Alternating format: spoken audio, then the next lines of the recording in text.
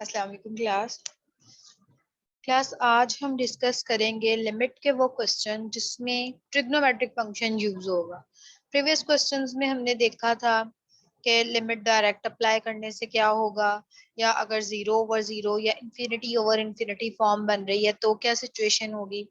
आज हम लिमिट के वो क्वेश्चन डिस्कस करेंगे कि जिसमें ट्रिग्नोमेट्रिक फंक्शन इन्वॉल्व होगा। उसके लिए आपने एक चीज याद रखनी है कि limit theta approaches to 0 sine theta divided by theta is equal to 1। ये रिजल्ट हम यूज करेंगे, यानी लिमिट के अंदर साइन के साथ जो एंगल मल्टीप्लाई हो रहा है अगर सेम एंगल डिनोमिनेटर में होगा तो हम उसको 1 के इक्वल लिखेंगे। अगर साइन के साथ 7 थीटा है और डिवाइडेड में भी 7 थीटा है तो वो किसके इक्वल होगा, 1 के इक्वल होगा। ठीक है, अब इसका फर्स्ट क्वेश्चन ही देखें आप। Limit theta approaches to 0 sine 5 theta divided by theta, वो कह रहे हैं आप इसको सॉल्व करें। हमें रिजल्ट पता है कि साइन के साथ जो भी एंगल मल्टीप्लाई हो रहा है अगर वही एंगल डिनोमिनेटर में भी हो तो हम इसको इक्वल टू 1 लिख सकते हैं। अब आपने इस चीज का ध्यान रखना है कि हम किसी भी चीज के साथ कांस्टेंट को मल्टीप्लाई और डिवाइड तो कर सकते हैं, किसी वेरिएबल को नहीं कर सकते। अब डिनोमिनेटर में थीटा ऑलरेडी मौजूद था, हमने क्या किया, 5 के साथ मल्टीप्लाई और डिवाइड कर दिया।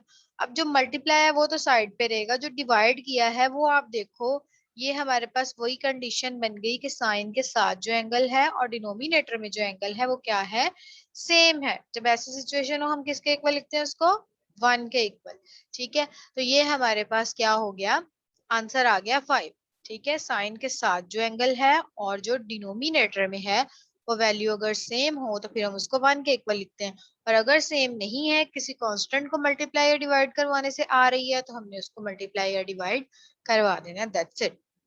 नेक्स्ट क्वेश्चन नंबर 2 देखें जरा। क्वेश्चन नंबर 2 में साइन के साथ जो एंगल है और डिनोमिनेटर में वैल्यू सेम है, तो ये तो direct just one step question था, 1 के इक्वल आ गया। ठीक है, नेक्स्ट आ जाए क्वेश्चन नंबर 3 पे।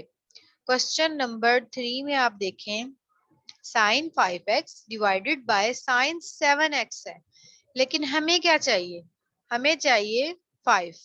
अब आप देखें यहाँ पे साइन के साथ मल्टीप्लाई हो रहा है 5x, ठीक है, और डिनोमिनेटर में 7x है, हमें 7 नहीं चाहिए, हमें क्या चाहिए, 5। हम 7 को एक साइड पे करते हैं, हम 5 के साथ मल्टीप्लाई और डिवाइड कर देते हैं। ठीक है, आप जस्ट 5 के साथ मल्टीप्लाई और डिवाइड करेंगे, ये x जो है ये नहीं आएगा। ठीक है, ये x नहीं आएगा। आप जस्ट 5 और 7 के साथ, 5 के साथ सॉरी, इसको मल्टीप्लाई और डिवाइड करोगे, ये x नहीं आएगा क्योंकि हम वेरिएबल के साथ मल्टीप्लाई और डिवाइड नहीं करवा सकते। ठीक है, जब आप 5 के साथ मल्टीप्लाई या डिवाइड करेंगे, मल्टीप्लाई भी करेंगे और डिवाइड भी करेंगे, ऊपर न्यूमिनेटर वाला 5 बाहर अलग निकाल लेना और डिनोमिनेटर वाला 7 अलग निकाल लेना। ठीक है, अंदर आप देखेंगे sign 5x divided by 5x ही बनेगा, जिसे हम किसके इक्वल लिख सकते हैं, 1 के इक्वल लिख सकते हैं। ठीक है, इसको हम 1 के इक्वल लिख सकते हैं, तो ये हमारे पास क्या हो जाएगा, आंसर आ जाएगा 5/7। ठीक है, ठीक है, साइन के साथ जो एंगल है और जो डिनोमिनेटर में वो क्या आना चाहिए, सेम आना चाहिए। तो हमने 5 के साथ मल्टीप्लाई और डिवाइड किया था, तो जो एक्स्ट्रा 5/7 था वो बाहर निकाल लिया और रिमेनिंग जो है हमारे पास जो बचा वो 1 के इक्वल आ गया। ठीक है, तो आंसर 5/7 आ गया। नेक्स्ट है हमारे पास जो क्वेश्चन नंबर 4, उसमें है limit x approaches to 0 4x over 10x। अब इसमें हमारे पास क्या है, 4 के साथ मल्टीप्लाई और डिवाइड करेंगे हम। ठीक है, क्योंकि अब उससे फर्क नहीं पड़ता कि जो है फंक्शन के साथ जो मल्टीप्लाई हो रहा है वो नीचे है या ऊपर है। फंक्शन चाहे नीचे हो चाहे ऊपर, अब यहाँ पे आप देखो tan नीचे है, जो भी ट्रिग्नोमेट्रिक फंक्शन है बस हमने ये देखना होता है कि उसके साथ जो एंगल है और जो उससे ऑपोजिट साइड में है वो सेम होना चाहिए। अब इधर tan x है और ऊपर क्या है 4x, तो हम 4 को सेपरेट कर लेते हैं। ठीक है, तो अब ये नीचे और ऊपर क्या हो गया, एंगल सेम हो गया, तो जिसको हमने 1 के इक्वल लिख दिया, तो आंसर क्या आ गया हमारा, 4 आ गया। ठीक है, नेक्स्ट क्वेश्चन नंबर जो है 5 वो भी सेम इसी तरह। ठीक है, अब ये सारे क्वेश्चन तो नहीं मैं आपको करवाऊंगी, आपने बाकी क्वेश्चंस की क्या करनी है, प्रैक्टिस। अगर किसी क्वेश्चन में कोई प्रॉब्लम हो तो वो आप लोग मुझसे कंसल्ट कर सकते हैं। नेक्स्ट है क्वेश्चन नंबर 7। क्वेश्चन नंबर 7 में देखिए, पहले आप इसको सॉल्व करेंगे। ठीक है, ट्रिग्नोमेट्रिक फंक्शन है, ठीक है, इसको आप लोग कोशिश करेंगे साइन में कर लें, क्योंकि हमें साइन से रिलेटेड फार्मूला पता है कि साइन के साथ जो फंक्शन मल्टीप्लाई हो रहा है वो जो एंगल है साइन का और जो डिनोमिनेटर में है वो वैल्यू सेम हो तो हम उसको 1 के इक्वल लिखते हैं। अब आपको पता है कॉट एक्स किसके इक्वल होता है, कॉस ओवर साइन के। ठीक है, ये मैंने लिखा हुआ है। और कोसिकेंट 2x है, ये इक्वल होता है 1 ओवर साइन 2x के, ये वही लिखा हुआ है। कॉट एक्स है कॉस ओवर साइन के इक्वल, और कोसिकेंट 2x है 1 ओवर साइन 2x के। अब हमने क्या किया है, साइन 2x का फार्मूला ये ओपन कर दिया। साइन 2x इसके इक्वल है 2 साइन एक्स कॉस एक्स, ये ओपन कर दिया। तो यहाँ से हमने देखा कॉस एक्स कैंसिल हो गया। ठीक है, कांस्टेंट हमने बाहर निकाल लिए 3/2, ऊपर से 3 और नीचे से 2। ऊपर बचा एक्स स्क्वायर और नीचे बचा साइन स्क्वायर एक्स। ठीक है, अब आप इसको साइन स्क्वायर एक्स लिख लो या साइन एक्स को होल में इसकी पावर लिख लो। अब होल में भी लिखो तो यही बनता है, हम अगर इसको अंदर लेके आए। ठीक है, अगर डिनोमिनेटर और न्यूमिनेटर की पावर सेम हो तो हम इसको होल में लिख सकते हैं। ठीक है, अंदर ये जो चीज है ये किसके इक्वल हो जाएगी, 1 के, क्योंकि हमें पता है साइन के साथ जो एंगल है और जो ऑपोजिट साइड में वो क्या है, सेम है। तो 1 का स्क्वायर क्या होगा, 1, तो आंसर क्या आ जाएगा 3/2। तो आपने क्या करना है, जो ट्रिग्नोमेट्रिक फंक्शंस हैं उसको आपने सॉल्व करना है। सॉल्व करके फिर आगे आपने ये फार्मूला अप्लाई करना है। ठीक है, ये फार्मूले अब आप लोगों को पता होने चाहिए, इंटर में आप लोग पढ़ के आ चुके हैं ट्रिग्नोमेट्री। क्वेश्चन नंबर 8 देखें, सेम इसी तरह 1 minus cos x over sine, ठीक है sorry cos theta over sine theta है। आपने इसको पहले रैशनलाइज कर लेना है। जब आप इसको रैशनलाइज करोगे ऊपर ए स्क्वायर माइनस बी स्क्वायर वाली कंडीशन बन जाएगी हमारे पास, यानी ये हो जाएगा ए स्क्वायर माइनस बी स्क्वायर। तो 1 माइनस कॉस स्क्वायर थीटा को हम लिख सकते हैं साइन स्क्वायर थीटा। तो एक साइन कैंसिल हो गया, ये बचा sine theta over 1 plus cos theta. अब इसमें आप लोग लिमिट पुट कर सकते हो, साइन 0 0 कॉस 0 1। अच्छा, अगर 0/0 फॉर्म होती फिर प्रॉब्लम होनी थी। ठीक है, अब ये 0/2 है तो कोई मसला नहीं, इसको हम 0 लिख लेंगे। अगर 0/0 फॉर्म होती फिर हमने इसको सॉल्व करना था, लेकिन अब ये 0/2 है तो कोई प्रॉब्लम नहीं है, आंसर क्या आ जाएगा 0। तो कोई भी आपको ट्रिग्नोमेट्रिक फंक्शन में लिमिट अप्लाई करने के लिए आती है तो आपने उसको सेम इसी पैटर्न पे सॉल्व करना है। जहां फार्मूला लगे सेम एंगल वाला उसको 1 के इक्वल लिख देना है, और अदरवाइज आपने इसको लिमिट पुट करके सॉल्व कर लेना है। क्वेश्चन नंबर 10 में भी देखें, आपने इसको इसी तरह रैशनलाइज कर लिया। रैशनलाइजेशन करने के बाद आपने क्या किया है, साइन थीटा साइन से कैंसिल हो गया, जो बचा उसमें आपने लिमिट पुट कर देनी है। ठीक है, नेक्स्ट आ जाए जरा। ठीक है, लिमिट वाले जितने भी आपके क्वेश्चंस हैं वो ऑलमोस्ट हो गए हैं। आपने जो ट्रिग्नोमेट्रिक फंक्शन है उसमें बस एक रिजल्ट याद रखना है कि किसी भी ट्रिग्नोमेट्रिक फंक्शन के साथ जो एंगल है और जो उसकी ऑपोजिट साइड में अगर सेम आता है तो हमने उसको 1 के इक्वल लिखना होता है। ठीक है, और अगर इसके अलावा कोई भी ट्रिग्नोमेट्रिक फंक्शन है पहले आप उसको सिंप्लीफाई करेंगे और उसके बाद उसमें लिमिट पुट करके जो आंसर आएगा वो लिख देंगे। ठीक है, नेक्स्ट है हमारे पास डिसकंटिन्यूटी, कंटिन्यूटी और डिसकंटिन्यूटी, क्योंकि चैप्टर का नाम है आपके लिमिट एंड कंटिन्यूटी।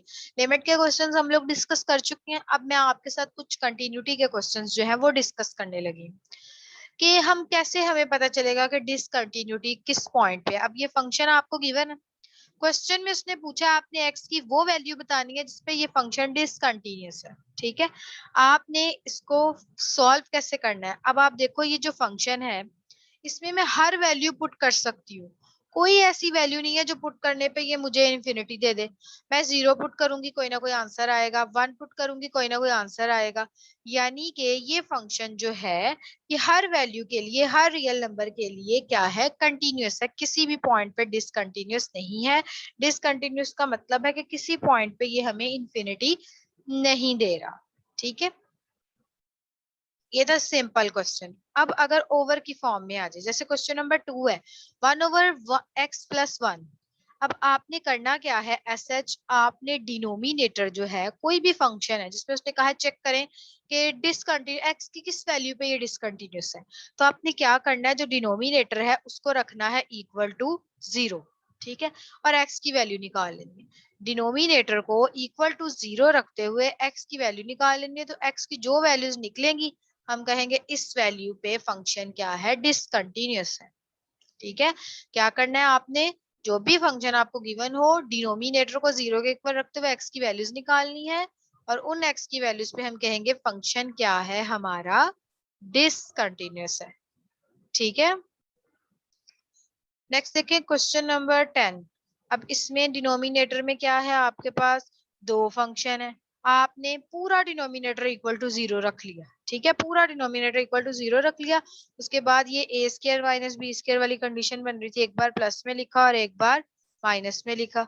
ठीक है, ये तीनों वैल्यूज 0 के इक्वल है, तो बारी बारी जब तीनों को equal to 0, 5 minus x equal to 0 रखोगे तो एक्स की वैल्यू 5 आ जाएगी। 2 माइनस एक्स इक्वल टू 0 रखोगे, एक्स की वैल्यू 2 आ जाएगी। 2 प्लस एक्स इक्वल टू 0 रखोगे तो एक्स की वैल्यू -2 आ जाएगी। ठीक है, डिनोमिनेटर को इक्वल टू 0 रखा और ये आ गई एक्स की वैल्यूज, तो इन एक्स की वैल्यूज पे हमने कहा फंक्शन क्या है, डिसकंटिन्यूअस है। ठीक है, तो आपने डिनोमिनेटर को इक्वल टू 0 रखते हुए एक्स की वैल्यूज निकालनी है। जो एक्स की वैल्यूज आएंगी उन वैल्यूज पे हमने कह देना है कि इन वैल्यूज पे फंक्शन हमारा क्या है, डिसकंटिन्यूअस है। ये सारे क्वेश्चन इसी तरह। नेक्स्ट अब आप देख लें क्वेश्चन नंबर 14। क्वेश्चन नंबर 14 में अब आप देखें, यहाँ पे दो फंक्शन गिवन है, एक है नॉट इक्वल के साथ और एक है इक्वल के साथ। तो जब भी आपने left hand limit, right hand limit इस तरह के फंक्शन की निकालनी है, तो आपने जो नॉट इक्वल वाला है, क्योंकि हम लेफ्ट हैंड लिमिट के लिए यूज करते हैं लेस देन वाला फंक्शन और राइट हैंड लिमिट के लिए यूज करते हैं ग्रेटर वाला फंक्शन। तो ये जो नॉट इक्वल वाला है, आपने लेफ्ट हैंड लिमिट भी इसी फंक्शन से निकालनी है और राइट हैंड लिमिट भी इसी फंक्शन से निकालनी। ठीक है, नॉट इक्वल वाले से। अब देखें, लेफ्ट हैंड लिमिट के लिए भी हमने यही फंक्शन यूज किया और राइट के लिए भी यही यूज किया। बस डिफरेंस क्या है, इस मोड का मतलब होता है वैल्यू प्लस में भी है और माइनस में भी है। तो जब हमने लेफ्ट हैंड लिमिट निकालनी है, हम फंक्शन लेते हैं जो लेस देन हो। तो जब आपने लेफ्ट के लिए निकालनी है तो आपने माइनस का सिंबल यूज करना है, क्योंकि इस मोड का मतलब होता है ये वैल्यू प्लस में भी है और माइनस में भी है। तो लेफ्ट हैंड लिमिट के लिए आपने ये फंक्शन माइनस में यूज करना है और राइट हैंड लिमिट के लिए यही फंक्शन प्लस में यूज कर लेना है। ठीक है, और जब आपने इक्वल के लिए निकालनी है, यानी कि जिसपे ना प्लस का साइन होता है ना माइनस का, वो आपको पता है, आप इक्वल वाली वैल्यू लेते हो, वो क्या है हमारे पास 1। तो आप देखोगे कि लेफ्ट हैंड लिमिट और राइट हैंड लिमिट तो आपस में इक्वल हैं, लेकिन जो तीसरी चीज है वो इक्वल नहीं आई इनके। ठीक है, जो वैल्यू हमने निकाली वो क्या आई, 1। तो आपने क्या करना है, तीनों में से कोई एक चीज भी इक्वल नहीं आती, उसने आगे डिसकंटिन्यूटी की फॉर्म्स हैं। ठीक है, अब अगर लेफ्ट हैंड लिमिट और राइट हैंड लिमिट आपकी इक्वल नहीं आती, तो फिर आपने कहना है कि फंक्शन में डिसकंटिन्यूटी कौन सी वाली है, रिमूवेबल। ठीक है, डिसकंटिन्यूटी की टाइप्स हैं, निकालनी आपने यही चीजें, left hand limit, right hand limit और फंक्शनल वैल्यू। तीनों में से दो दो का कंपैरिजन है कि कोई दो चीजें अगर इक्वल नहीं होती तो क्या, अगर तो लेफ्ट हैंड लिमिट और राइट, अब यहाँ पे जो है वो लेफ्ट हैंड लिमिट और राइट हैंड लिमिट जो है वो इक्वल है, ये बाय मिस्टेक नॉट इक्वल लिखा गया है, ये इक्वल है। जब लेफ्ट हैंड लिमिट और राइट हैंड लिमिट इक्वल हो तो फिर वो डिसकंटिन्यूटी होती है, रिमूवेबल डिसकंटिन्यूटी। ठीक है, तो आपने चैप्टर नंबर 3 में जितने भी लिमिट के क्वेश्चन थे, डिसकंटिन्यूटी के क्वेश्चन थे, वो मैंने आप लोगों से डिस्कस कर लिए हैं। अब आप लोगों ने ये जो एक्सरसाइज है, इसको एक्सरसाइज को भी कंप्लीट कर लेना है और इस वीकेंड पे आपने जो लिमिट वाला चैप्टर है, चैप्टर नंबर 3, इसको अब आप लोगों ने कंप्लीट कर लेना। और इसके साथ एक तो आपने ये चैप्टर कंप्लीट कर लेना, अगर आपको उसमें कोई प्रॉब्लम हुई तो आपने मुझे बता देना नेक्स्ट लेक्चर में, फिर पहले हम आपकी प्रॉब्लम डिस्कस करेंगे, उसके बाद नेक्स्ट चैप्टर स्टार्ट करेंगे। That's it.